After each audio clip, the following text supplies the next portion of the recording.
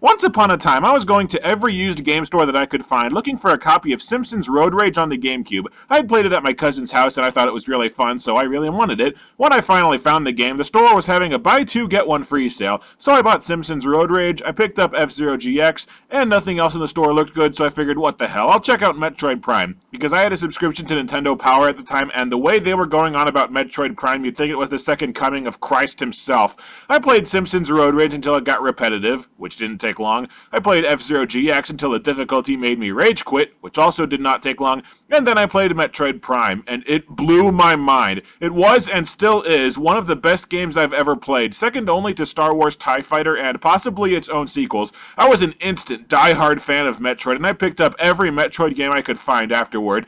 I don't have Zero Mission on the Game Boy Advance because it's just a straight remake of the first game, which I didn't like first place, and I haven't gotten Metroid Prime Pinball because, oh, come on, it's pinball. But I've played all the other games and loved them.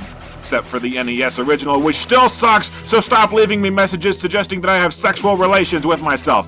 When I and the rest of the world were in the height of Metroid fandom and frenzy, a new hotly anticipated Metroid game came out, Metroid Other M. I was excited for this game like you wouldn't believe. I still remember when it came out. I was in college and busy, so I didn't run out and get a copy, but my roommate said, uh-oh, the reviews for the new Metroid game are in. I eagerly asked, and he just gave a slow-motion thumbs down. At first I was bummed out, then I started reading what people were actually saying about the game, and then I got pissed. Every single new thing I heard about this game's story made me sick, and the thought that the Other M armor is being used in the next Super Smash Bros. Makes me want to throw up. I didn't want to touch this game with a 10-foot pole unless I was using that pole to smash the game Office Space style. But, guess we all have to confront our demons sometime, so let's do this.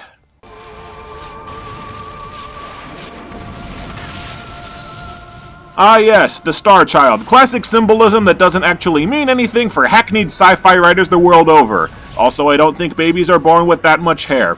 The first cutscene in the game is a reenactment of the ending battle of Super Metroid, where Samus gets the shit beat out of her by the Mother Brain until a baby Metroid saves her. I will give the game credit here, the game's graphics are amazing, probably the best I've ever seen on the Wii. I will not give them credit for screwing up this ending cutscene. Samus is wearing her basic power armor when you get both the Varia and Gravity suits long before this boss fight. The baby Metroid dies, and the ass-kicking is not far behind.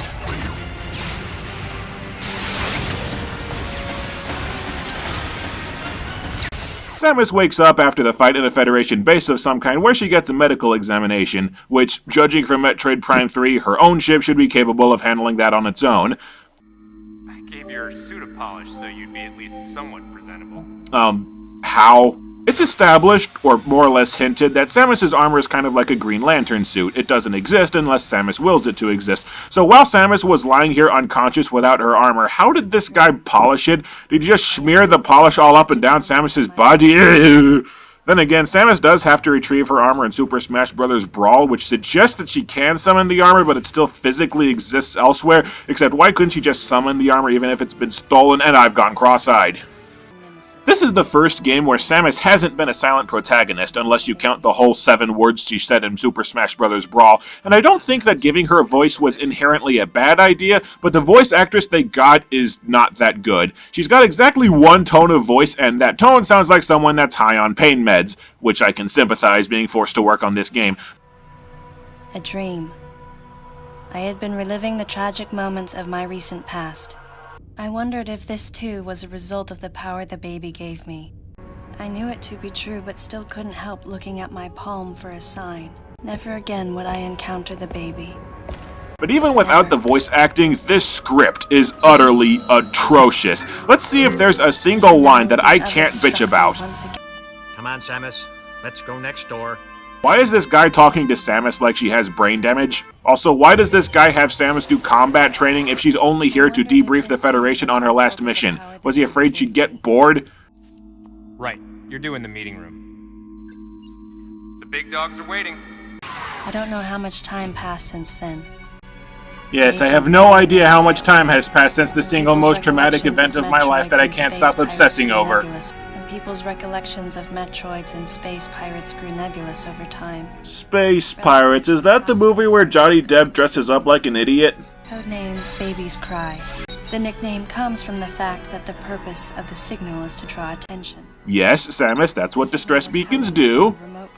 I altered the course of my ship as if this detour had already been part of my flight plan. Isn't the very definition of a detour that it was never part of your original destination? Stop trying to sound badass!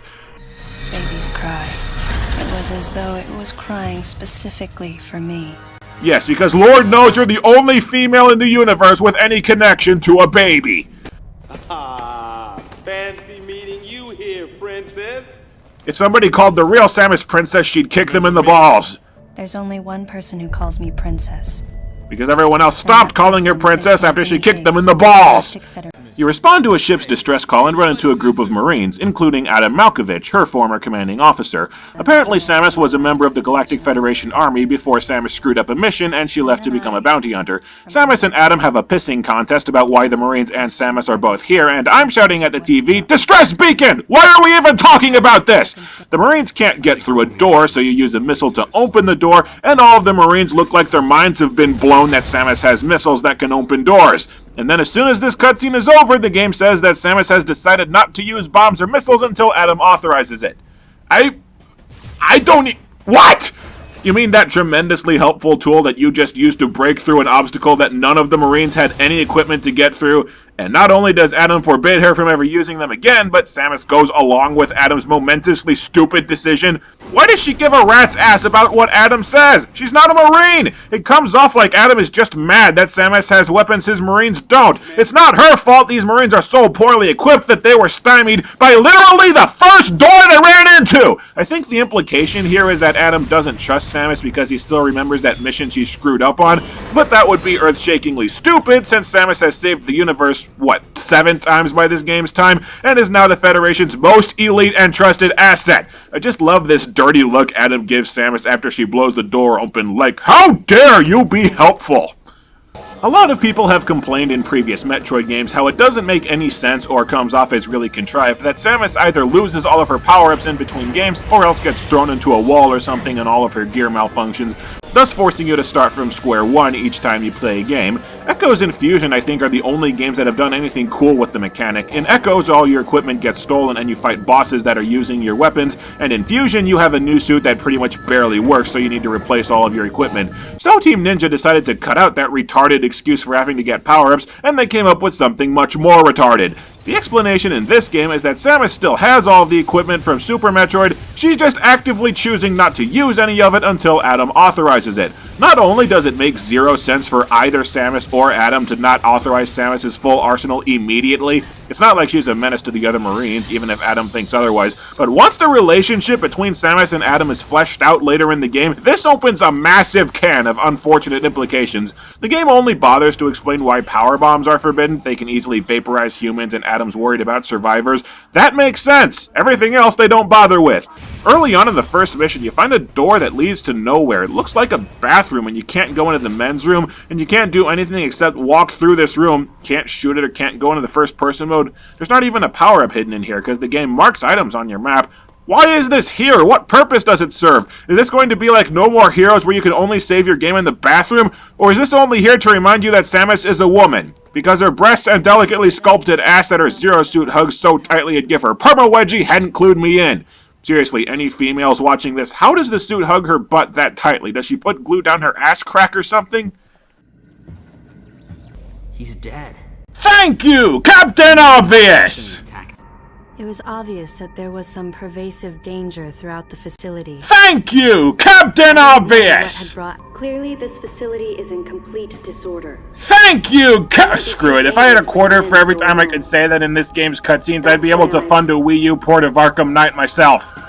A few rooms later, we see another lengthy and poorly written cutscene where the game spends 2 or 3 straight minutes laboring the point that Samus was discriminated against in the military for being female. I'm not kidding. The game spends about 2 minutes just stating that one point over and over again. The second half of this cutscene, Samus states, outright and explicitly, that she views Adam as a father figure and, had she not been young and stupid, she would never have left his side. I want to repeat that. Even now, 7 games into the series, and Lord knows after how many years, Samus regrets leaving Adam and wishes that she had never left his side.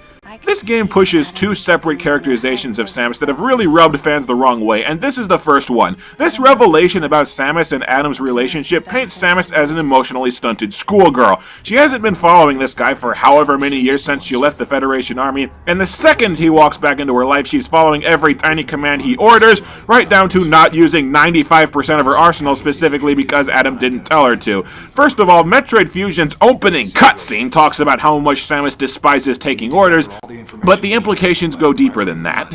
You don't have to go 3 rooms into the game before you find an energy tank, an upgrade that basically gives you an extra health bar that you can't access without bombs, which Adam hasn't authorized. Samus then later lets a monster rip her to shreds because Adam didn't say she could use anything but the power beam, and the power beam doesn't do squat to the beast. This is self-flagellation, people! This previously strong, completely independent woman is willingly handicapping herself, causing herself harm, and needlessly risking her life, more so already, because she's still trying to appease her surrogate father figure. Not only is this a characterization completely at odds with what little character Samus has in previous games, but according to the series chronology, there have been 7 games take place before this. Samus has saved the universe 7 times by this point, and she still needs this abusive asshole's approval? You don't move unless I say so. And you don't fire until I say so. The real Samus would tell this guy to piss off and leave to do her own shit, not continuously handicap herself trying to please him and not wipe her ass without his say-so. Just spitballing here, wouldn't this whole story between Samus and Adam work much better if the roles were reversed? If Samus was the one who was cold and distant after all these years, Adam sees this and is concerned for her psychological well-being and tries to get her to open up for her own good? Think about it. Samus has spent years watching planets blow up and everybody remotely close to her die, the baby Metroid just being the latest example. She's become so cold-hearted as a defense mechanism that she's not mentally well anymore, but then she reconnects with Adam, is still icy, and Adam realizes that if she doesn't learn how to handle her emotions soon, she's going to snap. It'd be a story that's not at odds with literally everything we know about Samus, and it'd allow her to grow as a character, as opposed to the actual game that devolves her into a mewling schoolgirl with daddy issues. Plus, it'd be a clever deconstruction of a fairly dark and grim series. Sorry, I'm trying to make bricks without clay here. By the way, if you were thinking that you could just skip the cutscenes and avoid the cavalcade of awful dialogue and betrayal, you can't skip cutscenes. Ever. I tried. A lot. Adam sends his Marines out to investigate the ship, and you're given brief profiles on all of them. Dude, there's no point trying to tell me anything about these people. There's a black guy who's really nice, a white guy with a mustache, a white guy with anger issues, and an Asian guy who's Asian, and that's all the characterization I ever got from these guys. Honest to God, after this cutscene was over, I could swear there were 4 Marines aside from Adam, but then you can look them up in the game's pause menu and there's actually 5. These guys are so generic, I completely forgot that one of them existed.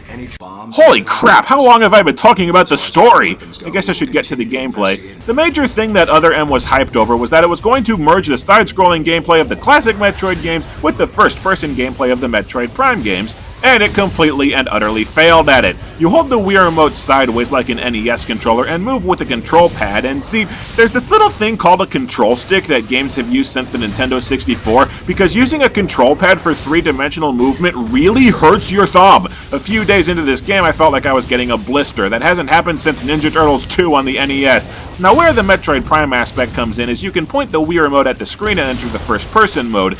The problem is that when you're in the first-person mode, you can't move. So if there's a quick moving aggressive enemy in the room, which would be almost always, entering the first-person mode pretty much guarantees you're going to take a hit. So why in God's name would you ever switch to the first-person mode when it's basically just opening yourself up to take damage? Because it's the only way you can fire missiles, probably the most useful weapon in your arsenal. You can't fire them unless you're in the first-person mode, so you have to switch modes every single time you want to use a missile. And if that sounds like a good idea, please visit your nearest hospital and schedule a brain scan. It's a goddamn paradox. There is absolutely no reason to use the first-person mode except to use missiles, but there's no reason you couldn't just use missiles in the third-person mode, other than this way you're forced to use the first-person mode. Blending the two gameplay styles was a good idea. Could you imagine how awesome this game would be if you could play 100% in third-person or 100% in first-person? Just play the game however you wanted.